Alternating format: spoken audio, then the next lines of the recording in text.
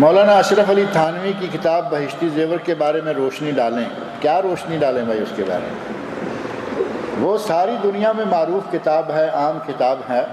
بہشتی زیور انہوں نے لکھی، اور دوسری پارٹی جو ہری ٹوپیوں والی ہے انہوں نے یہ بہشتی زیور ہے، انہوں نے جنتی زیور کے نام سے لکھ دی. جتنی دنیا بھر کی خرافات ہیں وہ ساری انہوں نے بھی جمع کر دی. اس میں بھی بہت کچھ ہے، تھوڑا نہیں.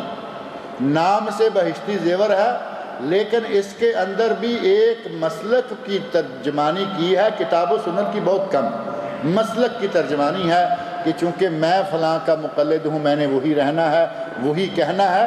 اور دوسروں نے تو پھر حد کر دی. وہ جو میٹھی میٹھی سنتوں والی پارٹی ہے نا، انہوں نے تو اپنے جنتی زیور میں انہوں نے تو جتنی بھی خرافات تھیں سب کو سنتوں کے نام سے متعارف کروا دیا. جتنی ضعیف موضوع من گھڑت روایت ہیں انہوں نے اپنے استعمال میں لا لی ہیں. بہرحال یہ کتاب معروف ہے، آپ جانتے ہیں.